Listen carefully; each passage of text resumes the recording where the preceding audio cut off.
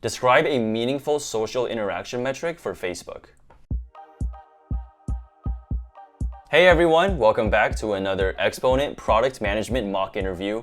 I'm super excited to have Audit today. We're going to be doing an execution question. And before we get started, Audit, do you want to say a few words to the audience? Hey everyone, excited to be here. I'm Adit. I'm a PM at Facebook. Been here for close to 3 years now. Uh, Currently working on Facebook groups. I've also dabbled with consumer payments in the past for Facebook as well. And prior to Facebook, worked at Uber, trying to reduce car accidents on the Uber platform, and then all things commerce at eBay. Um, Started off as a software engineer, quickly realized that was not my calling. I was more intrigued by the journey of building products, and I switched over to being a PM, been a PM for more than a decade. Yeah, it's been a fun ride so far, just loving it. So looking forward to this conversation as well. Nice. Yeah, thanks for coming on and lending your expertise to the audience here. So this is the question that I'd like to ask for today's execution interview. Describe a meaningful social interaction metric for Facebook. Cool. Let me unpack this one with a couple of questions. Um, when we say Facebook, I think we're assuming, given that you're also saying that it's a social interaction, I'm assuming this is for the Facebook app, not for other apps like, Messenger or WhatsApp or other Facebook products as well. I'm assuming it's for the social platform, which is Facebook app, the primary Facebook app. Yeah, let's scope it to just being the Facebook app, the primary Facebook app. Got it. Got it. That makes sense. And can you also provide any context on how this metric will be used? Is it primarily to, evaluate success of the app, or is it to monitor the health of the app, or like to make any product or strategic decisions as well? Yeah, so if I were to say that this was to monitor the success of the app versus to make strategic decisions, do you think you would answer this question differently? Sometimes the metrics might be different. Maybe if you're looking at like strategic long-term bets, you would look at metrics, certain new metrics into the mix to evaluate the future, or look at some sort of trends. But also, if you're looking to evaluate the current state, maybe the metrics might be slightly different, but on the ballpark should be around the same metrics as well. Got it. Let's say that the executive team just wants to have some dashboard that lets them know if the primary Facebook app is successful or not. So that's why you're being asked this question. Got it. Got it. Got it. Okay, that makes sense. And then maybe one last question before I get started. I'm assuming this is at a global scale. You're not looking at any country by country or any other cuts, like assuming it's at a global scale. Yeah, Facebook is a global app, so I think that makes sense for the geographic scope. Got it. Got it. Makes sense. If I have any other questions, I'll ask along the process as well. Let me take a couple of moments to see how I can organize my thoughts, and then I can come back with more as well. Yeah, sounds good.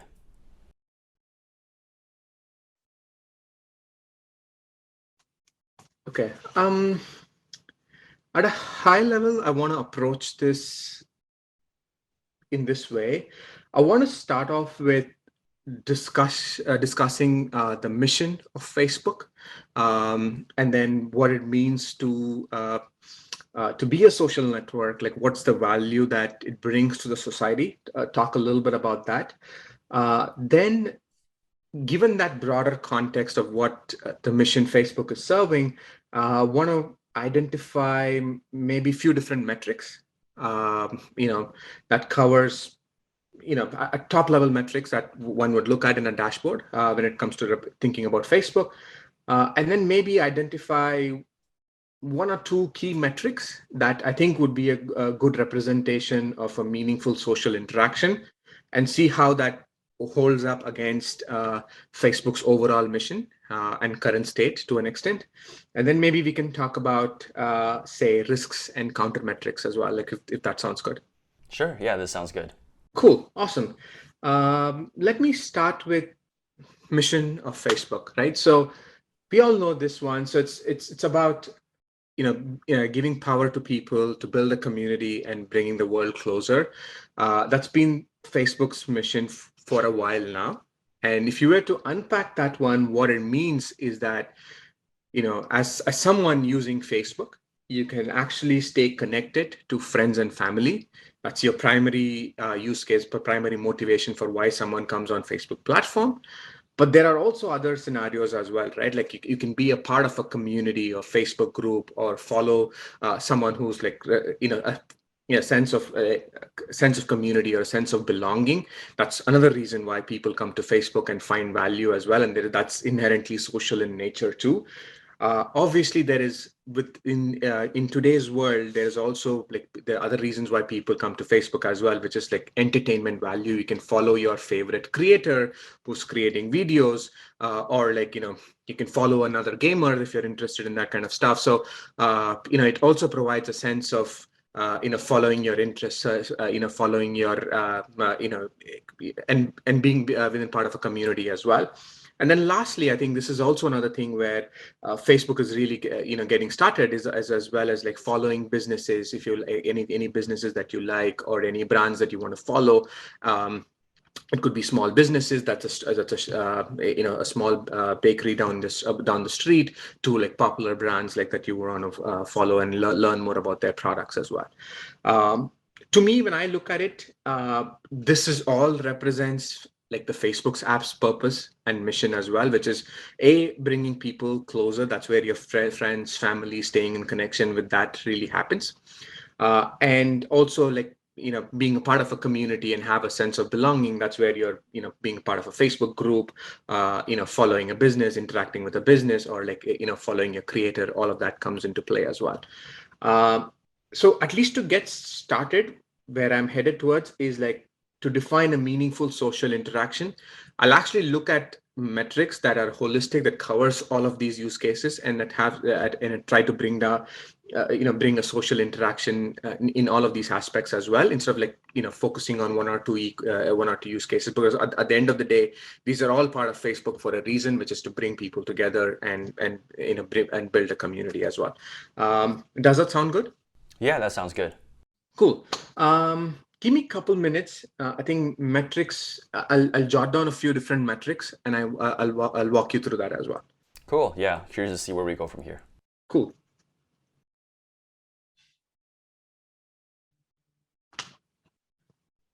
Okay. I have a few metrics that I would like to start with, and then in the process, try to pick one or two key metrics that aligns with what we're looking for as well. I personally look at metrics in two different lenses. So one is breadth, which is basically reflects volume, and also depth, which requires like, focuses more on the value that this volume of people in case of Facebook are going to get as well. So just to call out a few metrics, right? When it comes to depth, when I'm looking at volume, is basically like daily active people, weekly active people, monthly active people. Like I think you can look at it in a few different active people, like in a different time frame as well. Another thing that represents depth is like number of sessions, because in a social media, you obviously have people, you want people to come back in more number of times during the day to stay connected. And also time spent, right? Because you just want people to spend more time on Facebook and get value out of it as well. So when I'm thinking about breadth, that's what I'm thinking about, like more number of people coming in more frequently, and then hence spending more time on the platform because they're finding more value. And when it comes to depth, I'm actually looking at more deeper value, right? Because I've looked at volume now, like what is the value that people are getting, right? Because as I told you, people are coming earlier, that people are coming to stay in connection with friends and family, where they post about their self, like provide a personal update to their family. They're part of a group, interacting with a group, interacting with a business, or interacting with a creator as well. So I would say, the depth could be, you can start with as as highest at the lowest level of depth, which is basically, you can start with number of people who are actually just interacting, right, with any of these within a group, with a friend or a family, or with a business. That's like number of people who are interacting. And then you can actually go even deeper, which is where you can start with saying number of people who actually made a post, because you're just not just interacting now, you're actually you are posting, which is also that's a big part of the social network flywheel as well, right? Because you need content for people to come in and stay engaged as well. So you have people coming in and making a post, and then for the every post, number of reaction that was received, so number of reactions per post. It could be like all of the suite of reactions, comments, everything included into that. Could be like if you made a post, how was it perceived? Because it's part of the feedback loop and for the flywheel for the social network to actually work. And then also views, because you're also consuming a lot of content. So many people might not be passively there, but like number of views that your post received as well. Um, and then I think even you can go even more deeper in terms of value, is where a daily active person or a weekly active person made a post, and that post actually generated a certain level of interactions, right? Like instead of getting like shallow 1 or 2 level reaction, it actually received, like, say, for example, making this up, like 10 reactions where 10 people liked it, found it valuable, found it insightful, made comments about it as well. So I think that's the deepest form of value that I can actually think of in terms of when it comes to a social interaction, right? Like, so where somebody's actually posting, and that posting actually received a good number of reactions from the network, within friends and family, within community. You can apply the same thing to about businesses as well, or like if you're responding to a comment creator, that could be that could be a meaningful social interaction as well. But obviously, like the thresholds can vary. Like, if you're interacting with the family, friends and family, and that's a smaller set of volume, so you might get fewer reactions or fewer responses per post. So the thresholds for like, if you're reacting within a community can be a little bit higher because you're like you're part of so many groups, or like your community can be like, I've seen groups that have 1 million+ members as well. So you can have the thresholds vary, but you can see how you can define a meaningful metric that way. So given all this, I'll pause here. Any questions or any other metrics that you want me to consider? Any questions you might have, and then before we pick the metric that kind of aligns with what we're looking for. Yeah, so interesting discussion. Just to play this back to you, just to make sure we're on the same page. You think about metrics in 2 lenses. You have Right. breadth and depth. Breadth, I guess the way that you're describing it, is it very similar to adoption, where you're looking at like daily active Right. users and time spent? And then for depth, this sounds like very like engagement metrics, right? Like Right. how are users getting value? You've described the flywheel where users are posting and then they're getting reactions and comments, and maybe these comments and reactions, maybe there's some that are very deep that incentivize users to post even more. So that Correct. spins the flywheel. Correct.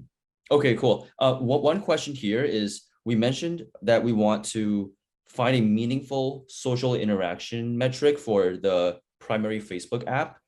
This sounds good for the newsfeed, but what about like groups and pages that you've mentioned earlier for like interests and businesses? The same thing can apply for groups as well. So if you think about within groups today, you can be a member or you can be an admin, and you can actually make a post. And if that post, did the group find it insightful, valuable? The way you can measure it is basically if it's actually receiving responses, right? So reactions, comments, and all of that stuff. So within the same thing can be applied within the concept, can be applied within the communities or the Facebook groups ecosystem as well. Pages is the same thing, right? You're following a page, and you're actually and you can do the same thing within the pages ecosystem as well. If like you're basically following a celebrity or following brand, anything when it comes to the pages ecosystem, or some sort of a public figure. So let's assume that whatever interaction you make with that page, did that actually receive the same number of comments, likes, whatnot? Can be, you can come up with a similar one. And then the last one for creators, it's the same thing as well. Like, if you're a part of a creator, like, do you repost their photos? Do you create more value for them, or do you interact with them a lot more frequently? And hence that is actually causing more of that flywheel to happen as well, like more likes, more comments being generated, and hence that's actually creating that social flywheel. The similar concept of like how we want to measure kind of applies. Got it. Okay. Yeah, that makes sense. Across groups, pages, events, there's just content that's being posted. People are reacting to it. Cool. So yeah, I'm curious to see like how you would pick a single social interaction metric that's like the primary one for Facebook.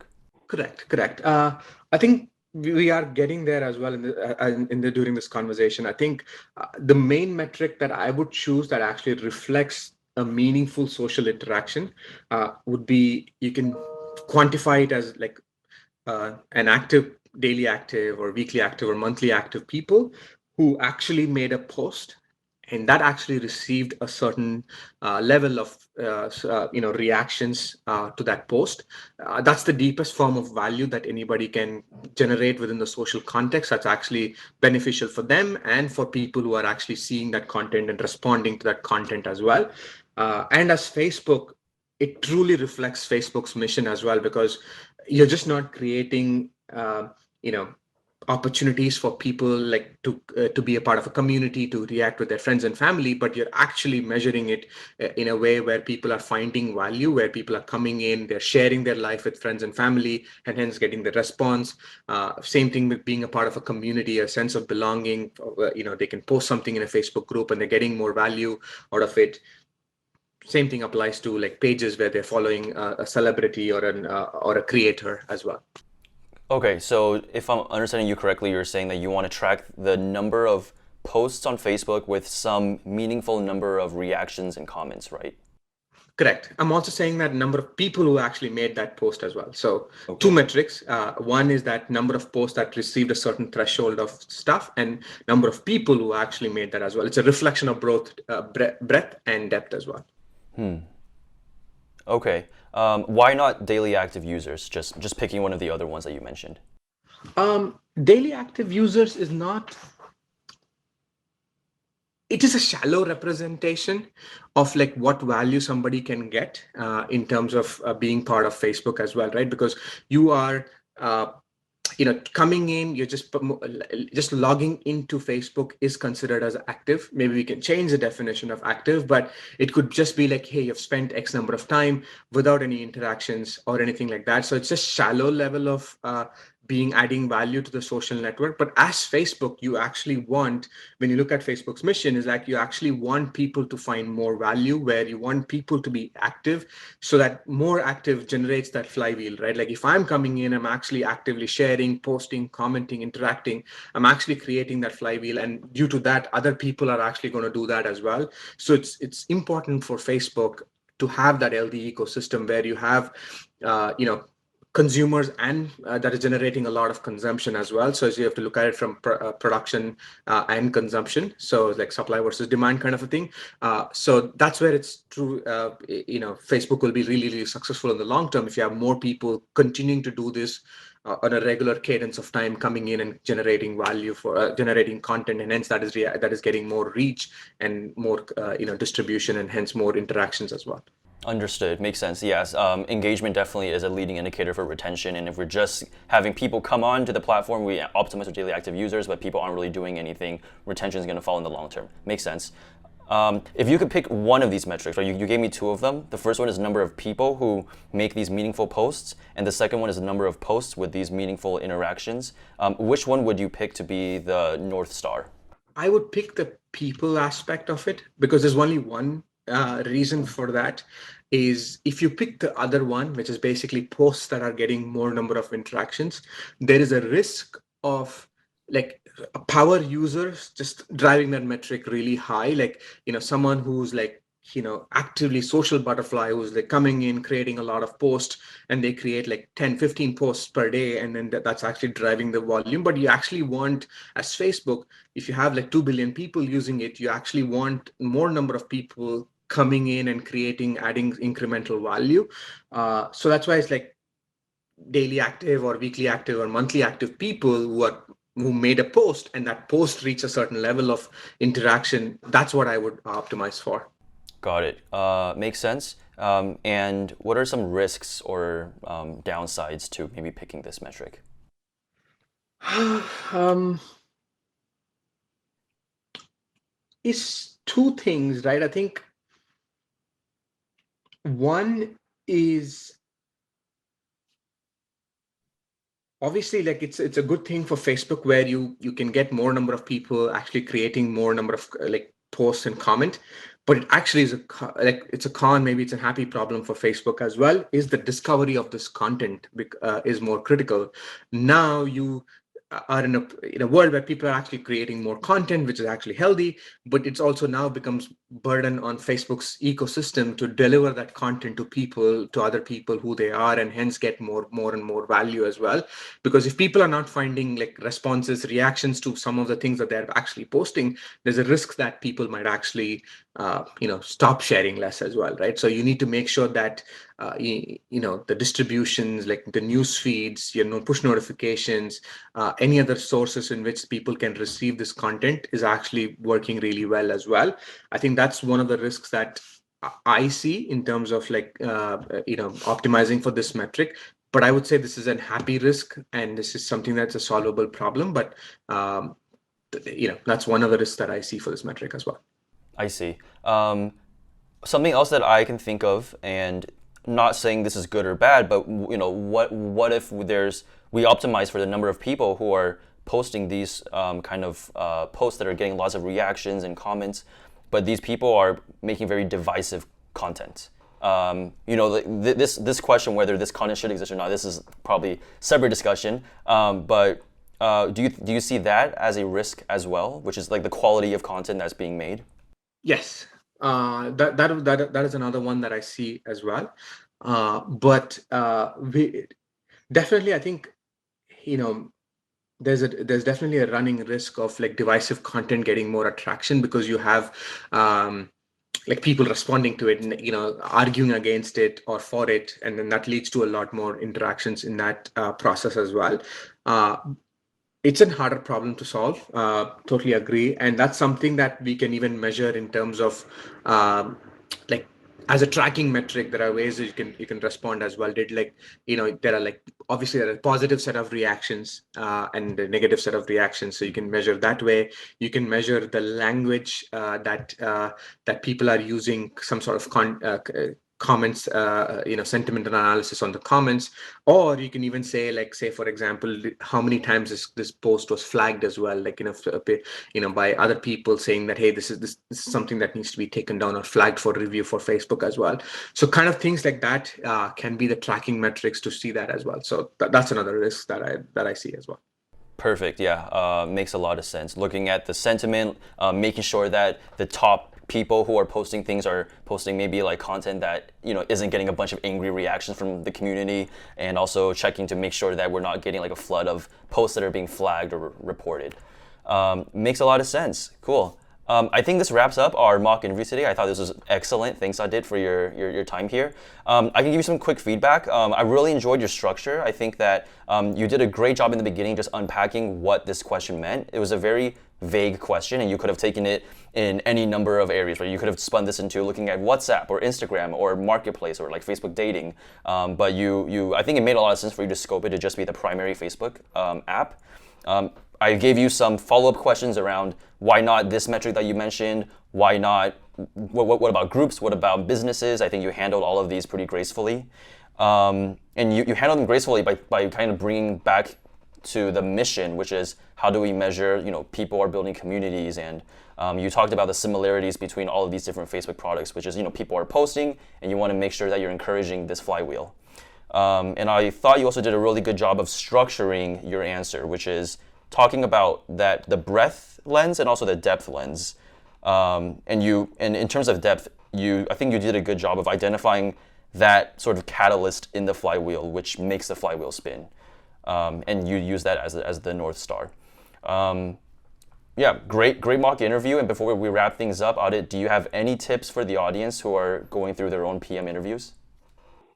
I think just a couple of tips that I find that I can share is, like, obviously, like, set this stage and framework of how we're thinking about it. There's no right or wrong answer in terms of like right framework versus like just clearly setting the stage of like how we're going to approach and how we're going to solve this problem really sets the stage, because interviewers are actually also understand where you're going with this as well. I think that's something that I would highly recommend.